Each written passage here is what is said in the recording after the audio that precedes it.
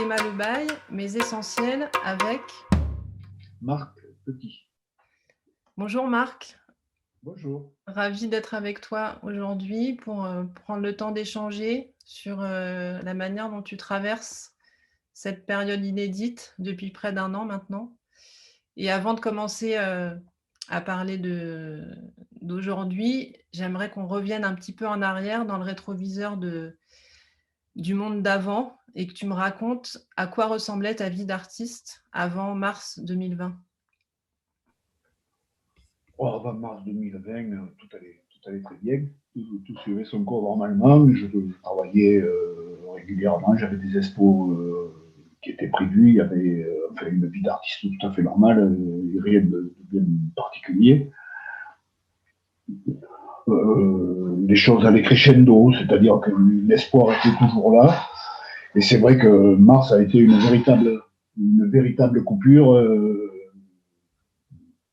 dans mon parcours, dans la mesure où j'ai 6 expos qui ont été annulés. J'avais prévu, pas de chance, que mes expos démarrent le 27 mars et devaient se terminer, je crois, le 25 avril. Il y avait 6 expos qui démarraient. J'avais dit, je sacrifie le mois d'avril pour monter les expos et après je me remets au travail. Et tout a été annulé. Donc ça fait un coup d'arrêt déjà dans la manière de voir les choses. Et puis après, il y a tout ce qui est sur le plan psychologique qui a été compliqué. Et juste pour préciser un petit peu, au niveau de ton rythme de travail, c'était du temps à l'atelier tous les jours, comme tu as l'habitude de le faire, avant la pandémie? Oui, j'ai travaillé tous les jours. La seule chose, c'est que j'ai tout détruit. Au premier confinement, j'ai absolument rien gardé. J'ai travaillé tous les jours normalement, comme je fais habituellement. Mais je sais pas. Enfin, quelque part, à la limite, ça presque, c'est encourageant. Ça veut dire que quand les choses fonctionnent normalement, c'est que je suis entier à l'atelier. C'est que j'y vais à 100%. Je ne suis pas encombré par les petits ennuis du quotidien. Et là, effectivement, pour moi, je l'ai vécu comme une espèce de choc inouï. On parle de sidération. M'imaginer qu'on puisse m'empêcher de sortir de chez moi, mais c'était quelque chose d'inouï. Et je ne pensais qu'à ça. Ça fait que le résultat à l'atelier, ça m'a absolument rien donné. Pour dire les choses tout à fait clairement, j'ai fait que de la merde. C'était mauvais. J'avais été au point de me dire j'étais meilleur à 14 ans quand j'ai commencé. C'était, voilà, inutile. C'était pas là. Il n'y avait rien. Il ne se passait rien.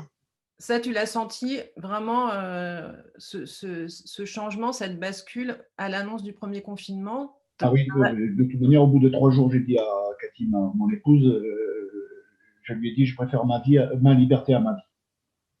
Au bout de 3 jours. C'était, pour moi, je crois qu'il n'y a pas, on ne peut pas me priver de plus que de liberté. C'est la seule chose où je crois que je serais capable de tuer, de faire la guerre, d'être violent, c'est-à-dire pour défendre ma liberté. Je crois que c'est la seule chose. J'ai réfléchi à tout ça. Hein. Je crois qu'à part toucher mes enfants, voilà, il y a mes enfants et ma liberté. Et là, je crois que ça mérite une guerre, ça mérite, je sais pas, je pense que voilà, on est légitime à se défendre. Et pour moi, ça a été inouï parce que pendant 2 mois, j'ai pas vu mes enfants, j'ai pas vu mes amis, j'ai vu absolument personne. J'ai respecté cette espèce d'horreur de confinement, même le mot, mais insupportable. Je lui préfère séquestration. Pour moi, j'ai été séquestré pendant, voilà, et je suis toujours séquestré de 6h du soir à 6h du matin. Et c'est douloureux et je l'ai vécu, mais alors comme quelque chose d'inouï, enfin, impensable. Jamais j'aurais pensé qu'à 60 ans, on m'empêcherait de sortir de chez moi, en fait. Et qu'il me faudrait laisser passer, pas plus d'une heure, enfin, voilà, quelque chose de je sais pas. Je suis issu, tu sais, je suis vieux, j'avais 7 ans en 68, donc il y avait quand même, voilà, je suis issu de cette période-là, Ouais. où on croyait que la liberté, c'était quelque chose d'acquis et que, voilà, on avait fait la révolution une fois pour toutes. Et ce que tu me disais aussi, quand on s'est appelé pour, que je te propose qu'on se retrouve aujourd'hui, c'était que malgré le fait qu'au quotidien, tu passes quand même beaucoup de temps à l'atelier et que tu te confines, enfin tu te confines, tu t'autogères sur cette manière, sur cette rigueur-là, le simple fait de savoir que tu ne pouvais pas sortir, ça avait un impact sur ton élan créatif. Mmh. Parce que ma vie, en définitive, n'a pas changé du tout, hormis quelques bricoles, d'aller voir mes enfants. Ou, en fait, mon quotidien n'a pas changé une seconde. Moi, il m'arrive de rester 15 jours à la maison sans sortir de chez moi en travaillant. Je ne ressens pas ça de manière douloureuse. Mais là, c'est le fait qu'on me prive. Voilà, c'est tout. Autrement, mon quotidien n'a pas changé. Euh, Au contraire, même, je pourrais dire que cette période, je l'ai vécue comme, comme une période normale de tous les jours. Mais je ne l'ai pas vécue du tout comme ça. Et tu l'as pas vécu comme ça parce que dans ton travail, du coup, il s'est passé autre chose? Tu dis que tu Mais as c'est tout passé que détruit? je pensais qu'à ça. Quoi.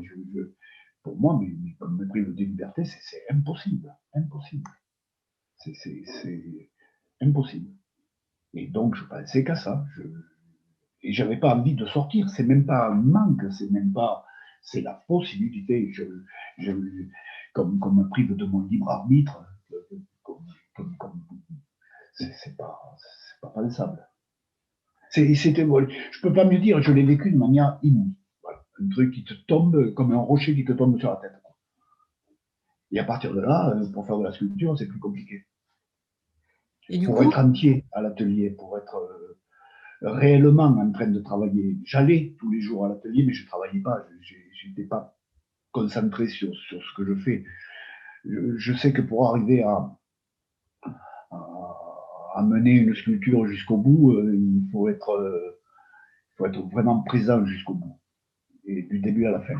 Et là, j'étais pas présent ni du début, ni au début, ni à la fin.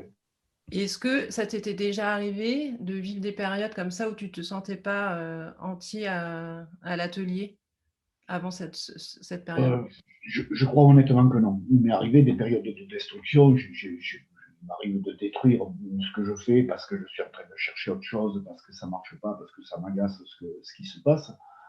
Ce qui se passe à l'atelier. Je ne parle pas de ce qui se passe dans le monde extérieur, ce qui se passe à l'atelier. Mais là, que ça vienne de l'extérieur, que l'extérieur vienne perturber ce qui se passe, ce qui se déroule à l'atelier, je crois que c'est la première fois. Il faudrait vraiment que j'y réfléchisse, mais je crois que c'est la première fois que ça m'arrive. Être encombré à ce point par l'extérieur. Et comment ça se passe après, au moment du déconfinement, au mois de mai? Est-ce que ça ouvre à nouveau quelque chose? Comment tu vis cette nouvelle étape? Ben, pour moi, c'était réglé. Quelque part, j'ai dit, ouf, c'est fini, quoi. On n'en parle plus. C'est un mauvais rêve, c'est un cauchemar. Pour moi, c'est achevé. On reprend une vie normale, on n'en parle plus, on essaie d'oublier. Malheureusement, ça ne se passe pas tout à fait comme ça. Quoi. Et pourquoi? Ben, parce qu'on nous a reconfinés en novembre, que pour l'instant, on est toujours confinés et que je ne vois pas spécialement de lumière dans les quelques semaines qui arrivent, dans les mois qui arrivent. C'est très marrant d'ailleurs. Mon travail est issu de cette interrogation sur le rapport au temps. Et là, j'ai l'impression que je ne comprends pas. L'année passée, je ne l'ai pas vu. Je pense que ça a modifié ma perception du temps à un point complètement incroyable. Les semaines passent, les mois passent. J'ai l'impression de ne pas avoir vécu pendant un an. Je ne sais pas. Cette année n'a pas existé. C'est une disparition du temps. Comme, vraiment, mais j'arrive pas à comprendre. Je, si on me dit dans un mois, mais dans un mois c'est là, enfin, je sais pas. J'avais l'impression, enfin, un monde vide, comme si le monde s'était vidé du temps et de la perception du temps. Quelque chose d'assez bizarre. Et c'est marrant, dans l'année, il reste rien, quoi. C'est une année pour rien. Et dans ton travail, il reste quelque chose de cette année? Il y a des choses qui sont Alors, échappait à la oui, destruction.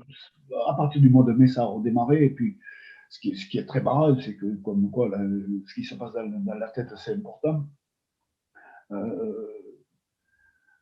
Enfin, pour moi, le monde est devenu fou. Voilà, nos gouvernants, et c'est pas nos gouvernants français, c'est nos gouvernants sur la planète. Je sais pas, j'ai l'impression qu'il y a une espèce de folie qui s'est emparée et, et pour me rassurer, j'ai dit, ben, écoute, ils sont devenus fous, il faut courber les chines et attendre que ça passe, quoi. Et à partir de là, je l'ai mieux vécu. Voilà, on est gouverné par des fous. Donc, voilà, il faut attendre que la folie passe. Et donc, à partir de là, j'ai pu retravailler quand même. C'est peut-être pas sur le plan de la création ma meilleure année, mais bon, voilà, je me suis remis au travail. Et le fait de ne pas savoir, si les expos qui étaient prévues allaient être, reportées, annulées, parce qu'il y a eu des dates tout de suite, tu racontais dès mars, qui se sont annulées, mais tu as un calendrier qui se prolonge, enfin qui prévoit les choses sur plusieurs années. Comment ça se passe là aujourd'hui? Bah, là, j'ai appris la semaine dernière que Saverne était reporté d'un an. Donc, on devait le faire au mois de mars. Cette année, on le refait en mars 22. Oui, mars 22. Même là, tu vois, je ne sais même plus où on en est dans les dates. En mars 22, Start est annulé. Et on arrive, on attend la fin du mois pour prendre une décision pour savoir si on maintient la rétrospective qui doit avoir lieu en juin. Donc ça fait que là, on est dans une période pour Oberive. J'espère vraiment, enfin, j'ai vraiment envie de faire cette expo. Mais bon, il faut la faire dans de bonnes conditions. Il faut qu'on puisse faire un vernissage. Et là, pour l'instant, on ne sait pas. Et on va être obligé de faire un pari. Soit on décide de reporter, mais on est obligé de reporter au moins de 2 ans. Donc ça fait loin. Voilà, et c'est un pari qu'on va faire. Mais ça fait que ça perturbe, ça aussi. Comment tu te sens, toi, par rapport à ça? Comment tu gères? Et là aussi, je sens qu'on m'ampute de quelque chose. On m'ampute de mon libre arbitre, on m'ampute de la possibilité de décider pour moi, quoi. Voilà, tout est. J'aime bien avoir les cartes en main. Et là, on n'a pas les cartes en main. Je suis pas sorcier pour savoir ce qui va se passer au mois de juin. Je ne peux pas savoir. Est-ce qu'en juin, on aura repris une vie à peu près normale ou est-ce qu'on sera toujours dans cette situation on ne peut pas inviter des gens à un vernissage si à 18h, il faut qu'ils soient rentrés chez eux. C'est pas possible. On est un peu dans la situation aujourd'hui d'être obligé de faire des paris. Et je ne suis pas joueur. Ouais. De faire des paris. Ouais, c'est ça. Ouais. Et je ne suis pas joueur. Et ce que ça me renvoie, moi, par rapport à ce que je connais de ton univers, de tes vernissages, c'est toute cette dimension de la relation, de l'humain, du plaisir de se retrouver, qui du coup là n'a plus de sens dans le contexte actuel. Et trouver un compromis, ça ne te ressemble pas non plus. De toute manière, je ne fais pas Auberive si on ne peut pas faire de vernissage. Voilà, moi, Auberive, c'est le vernissage. C'est comme la fête qu'on fait au musée, c'est comme, je ne sais pas, c'est un moment de partage. Une expo, c'est partagé, c'est pas poser des sculptures dans une salle et puis au revoir, merci. Il faut qu'il se passe quelque chose. Et puis j'en ai besoin, même sur le plan de mon travail. Comment les gens réagissent à telle sculpture, à tel dessin. Pour moi, ça me guide, ça me balise le chemin. Alors ça n'interfère pas. C'est pas parce que quelqu'un me dit je déteste cette sculpture que le lendemain je vais faire autre chose.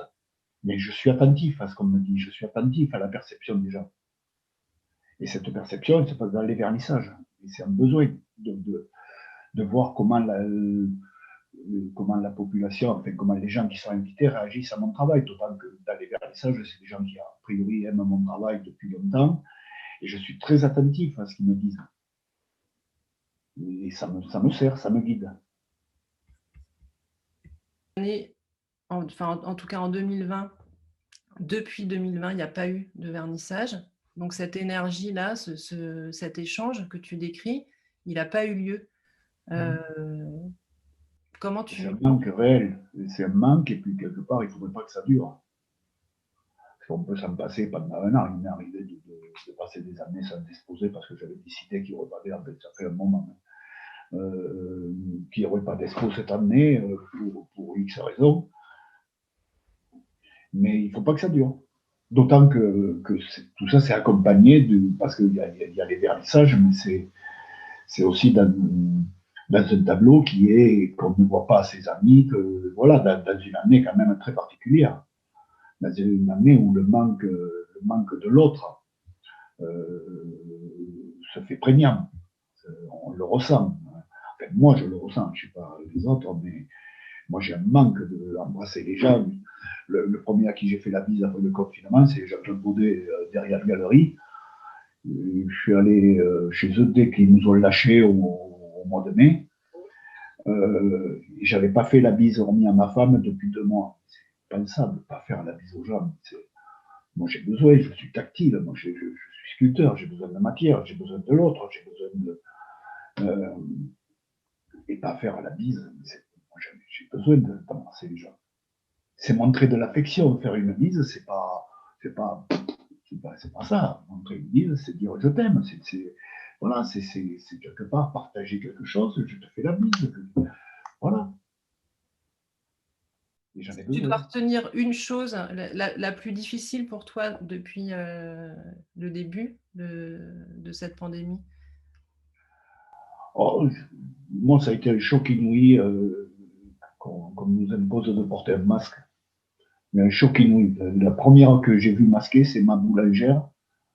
Elle avait mis un plexi et un masque au tout début du confinement, quand ils en parlaient, là, qu'il fallait commencer à mettre les masques. Et j'ai vu ce plexi et la boulangère avec le masque, je suis rentré, j'ai dit, oh putain, ça fout la trouille. Et au lieu de me dire, bon, ça rassure les gens, ils m'ont fait, bon, je sais pas ce qu'elle a fait exactement. Et depuis, j'ai pas mis les pieds, quoi. Tellement ça me terrorise, voir les gens faire la queue. J'ai pas mis les pieds dans un magasin depuis un an. Voir les gens masqués, pour moi, c'est terrible, quoi. C'est de ne pas voir l'autre, ça me perturbe à un point. Ça me fait peur. J'ai peur des gens masqués. Moi, l'autre, c'est un ami potentiel, quoi.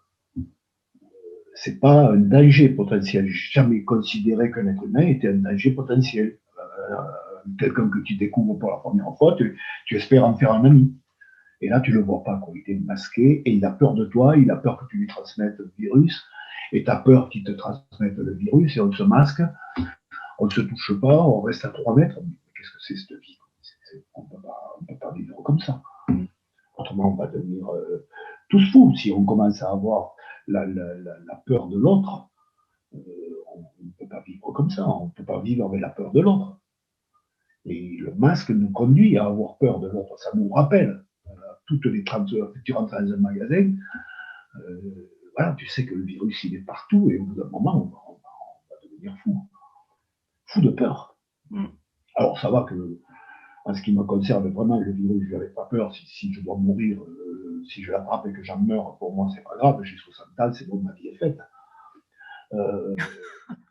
Pas complètement quand même. Non, mais j'espère vivre très mieux. C'est pas. Mais au pire, j'ai pas peur du virus, moi. Franchement, voilà, je sais que si je l'attrape et que j'en meurs, ça m'amuse pas. Mais j'en ai pas peur. Par contre, j'ai peur du masque. Parce que ça, je sais que si ça dure, si ça se prolonge, ça va nous modifier obligatoirement. C'est-à-dire que le rapport à l'autre que j'aime, la chaleur de l'autre, la joie de l'autre, tout ça, on ne le voit pas. Quoi. Et ça va nous prendre beaucoup. Beaucoup plus que le virus, qui dans le pire des cas, ne peut prendre que ma vie. Est-ce qu'il y a eu quelque chose d'apaisant malgré toutes ces difficultés, tout ce que tu décris sur l'absence du lien, la déconnexion à l'autre qui nous est imposée? Disons qu'à partir du moment où j'ai décidé, comme je disais tout à l'heure, qu'on était gouverné par des fous. Oui, comme si je me mettais en marge de ce qui se passe. Donc, quelque part, ça a changé mon état d'esprit. Mais après, quelque chose de bien qui s'est passé dans l'année, il y a eu quelques moments, il y a eu des retrouvailles avec des copains, tout ça, quelques fêtes qui sont quand même agréables qu'on a pu faire. Voilà, revoir mes enfants. Ouais. J'ai pas des enfants, j'ai mon fils, le petit, le grand, il est un peu plus loin, mais le petit, il habite à 2 heures de chez moi. Pendant 2 mois, je ne l'ai pas vu. Pas... Et quand j'ai revu mon fils, quand j'ai fait la mise à mon fils, voilà, c'est des moments qui font du bien. Mais c'est anormal. C'est pas normal de ne pas voir ses enfants, même s'ils sont loin, mais ça on le sait. La vie fait que. Mais là, on nous a interdit de voir nos enfants. Je pense toujours à ma grand-mère quand j'entends les. J'ai vu mourir ma grand-mère et la dernière journée qu'on a passée avec elle, on s'est câliné. Et j'écoutais la radio, les publicités qui passaient sur France Inter en particulier, que c'est la radio que j'écoute quand je travaille, qui disait et arrêtez les ambassades. Comment c'est possible de salir à ce point les choses, quoi. Arrêtez les ambassades, mec.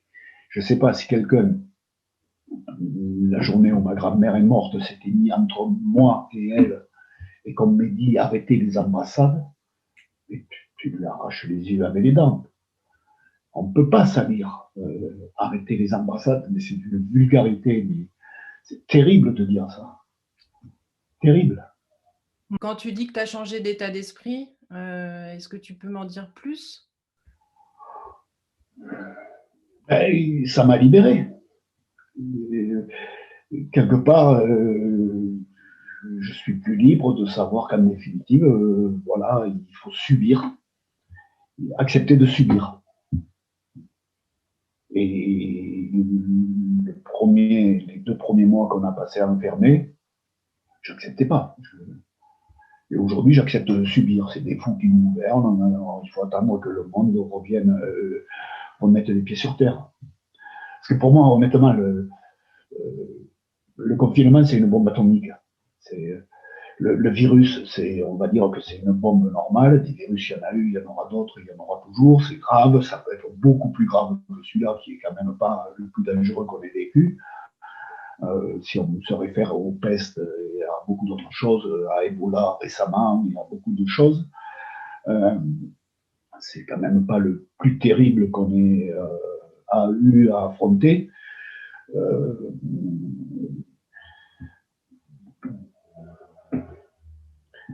Mais je ne sais plus où je voulais en venir. Je me suis perdu. Tu disais, j'ai accepté de subir. Oui, dans la mesure où j'ai accepté, où j'ai compris, où j'ai pensé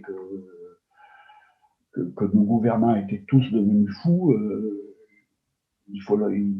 ça a tout modifié. Ça m'a apporté une espèce de libération en disant qu'on est là pour subir cette période. Pour moi, le confinement, c'est vraiment une bombe atomique. C'est-à-dire que c'est l'arme qu'on doit utiliser quand on est certain qu'elle va arrêter la guerre. C'est-à-dire que les 2 seuls qui ont été balancés enfin, de manière guerrière, ça a arrêté la guerre. Le Japon a demandé la paix. Là, on nous balance une bombe atomique et 2 mois après, ça continue et au bout de 4 ou 5 mois, on nous rebalance une bombe atomique. On va nous balancer des bombes atomiques sur la tête combien de temps? Ça doit arrêter la guerre. C'est l'arme ultime. Et je pense que le virus, c'est une arme conventionnelle, c'est-à-dire qu'on a déjà eu à lutter contre des épidémies dans notre histoire, dans notre patrimoine.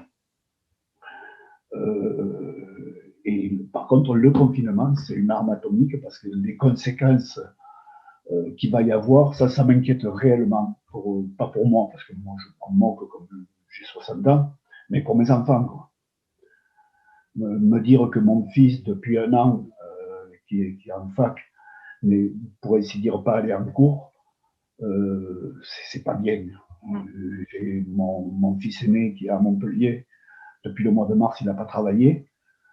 C'est pas possible à 27 ans qu'on reste 1 an sans travailler. Les conséquences qu'il va y avoir dans sa tête, c'est pas possible, sans espoir, sans savoir, sans projet, sans les gamins de 6 ans à qui on oblige de porter le masque à l'école.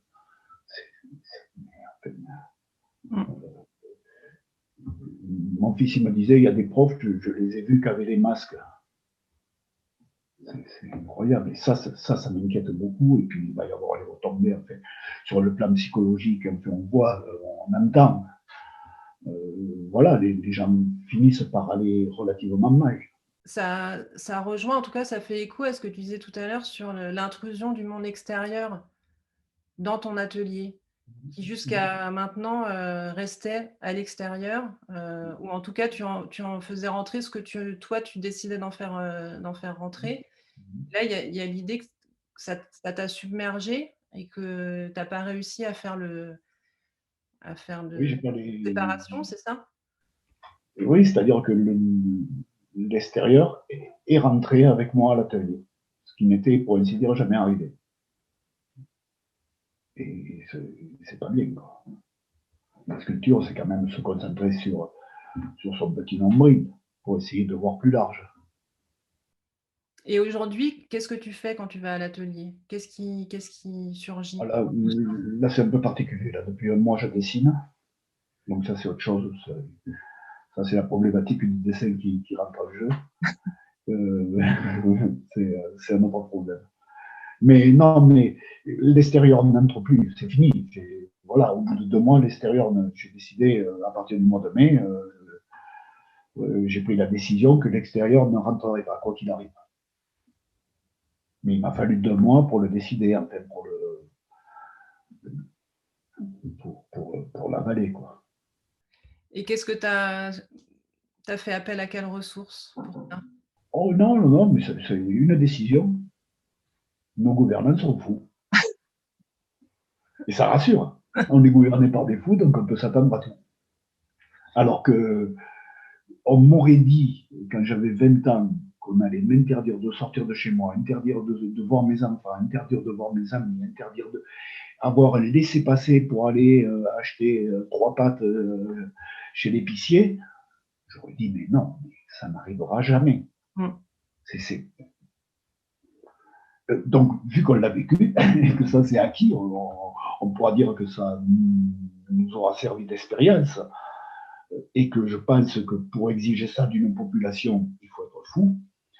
Donc à partir de là, on est gouverné par des fous, donc il suffit de l'accepter, et on n'en parle plus, quoi, et on attend que ça passe. Et ça finira par passer. Le virus, on n'en parlera plus, mais bon, j'espère que ça va être le plus rapidement possible. Et là, dans la mesure où on ne peut pas réellement se projeter dans la suite, on n'a pas vraiment de visibilité aujourd'hui, je te propose un petit cadeau virtuel, une baguette magique qui contient un vœu pour toi dans ta démarche d'artiste. Qu'est-ce que tu souhaiterais aujourd'hui? Mais ça ne change pas, puisque l'extérieur ne rentre plus, quoi. C'est que mon travail soit reconnu, réellement. Là, ça ne varie pas depuis l'âge de 14 ans. Que mon travail soit apprécié, que les gens apprécient ce que je fais. Voilà, la baguette magique, ce serait ça. Mais que ça continue, parce que c'est malgré tout Et déjà le cas. je continue, mais bon, à mesure que je vieillis, les exigences se reculent. L'espoir, en fait, heureusement qu'il y a ça. Je sais pas, si à 20 ans on m'avait dit qu'un jour j'aurais une expo dans une galerie à Paris, pour moi c'était inatteignable. Bon, si ça avait été ça le but, c'est bon, j'ai des expos à Paris. Mais après, il faut une rétrospective au Guggenheim à New York, il faut une rétrospective sur la Lune, il faut avoir des sculptures sur Mars. Voilà, donc Donc c'est un travail, il faut accepter la frustration. Et même, il faut se servir de la frustration comme essence. C'est de l'énergie. Si on se dit, ben c'est bon, tout est arrivé, youpi, j'ai ma petite notoriété et je m'en contente, bon, on va faire le jardin. Ouais, mais c'est pas ton truc, ça, de faire le jardin. Non, faire le jardin, pas trop. Non, non, c'est pas trop mon truc. J'ai semé 1 kilo de patates il y a 20 ans, je crois que j'ai eu 500 grammes de récolte. C'est pas possible. Et tu parles d'énergie, c'est vrai que c'est un mot qu'on n'a pas évoqué encore. Comment tu l'as décrit, ton énergie aujourd'hui? D'où elle vient? Comment tu l'entretiens là depuis des mois? Depuis un mois, là, je dessine, donc mon énergie, je la trouve dans mes lacunes. Voilà. Comme toujours, de toute manière, une sculpture permet d'en faire une autre parce qu'elle pose des questions qui ne s'étaient pas posées à la sculpture d'avant. Et le dessin, c'est pareil. C'est comment une lumière entre dans le dessin, mais c'est super, ça me plaît. On admet que ce que je suis en train de faire me plaît, mais il doit y avoir une manière plus subtile de la faire rentrer, ou plus intelligente de la faire rentrer. Donc c'est des lacunes, en définitive, que je cherche à combler. Et là aussi, vu que l'espoir va plus loin et que l'exigence va toujours plus loin, heureusement, euh, des lacunes nouvelles, je crée mes lacunes. À mesure que j'avance, je crée mes lacunes. Pour être sûr de pouvoir continuer à avancer.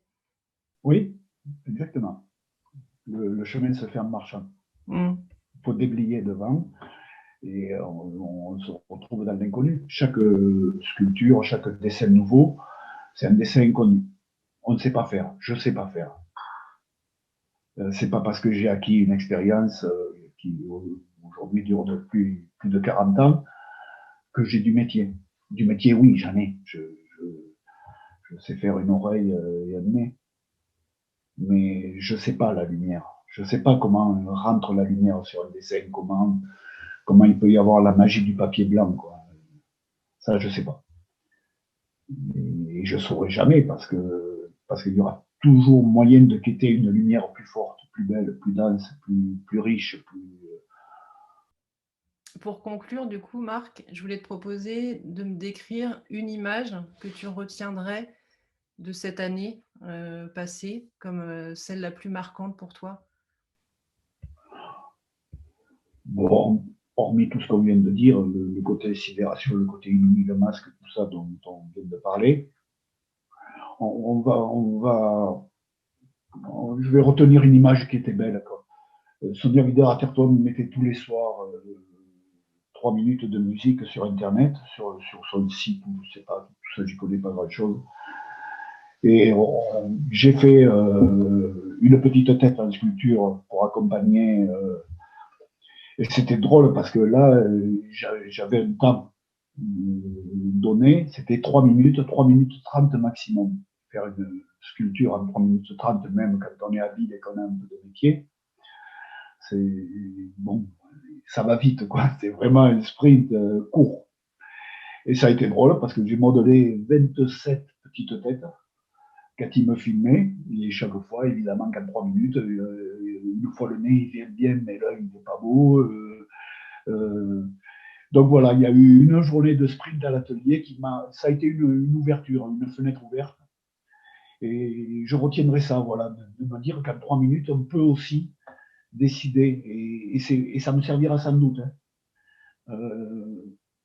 Il est probable qu'un jour, je m'oblige à faire des sculptures dans un temps donné. Voilà, comme un challenge. Après, on verra ce que ça donne. Je ne parie pas sur le résultat. Mais me dire, voilà, tu prends, as 10 minutes pour faire une sculpture. Montre en main. Et à 10 minutes, tu t'arrêtes. Donc c'était drôle. Voilà ce que je garde, cette espèce de sourire de s'amuser à faire de la sculpture en 3 minutes. Et puis je le faisais pour partager un moment avec Sonia, donc c'était bien. Elle interprétait une œuvre au violoncelle pendant que toi, tu Et alors, sculptais. c'est elle qui a choisi les musiques qu'elle mettait sur les images. Voilà. D'accord. Je crois qu'elle a choisi un morceau de Monteverdi, si je ne me trompe pas. Bah, merci beaucoup Marc pour ce moment partagé. C'est Je moi te qui te remercie. propose, qu'on se retrouve dans un an sur ce même support pour pouvoir faire à nouveau, un point sur comment les choses auront évolué. Là, c'est un peu flou, on ne sait pas trop ce qui nous attend. Donc si tu es d'accord, on se retrouve dans un an. On se verra sans doute entre-temps, j'espère, mais en Moi tout cas, aussi. de cette manière-là, heu, l'année prochaine. Eh bien, écoute, il n'y a pas de souci. Merci beaucoup.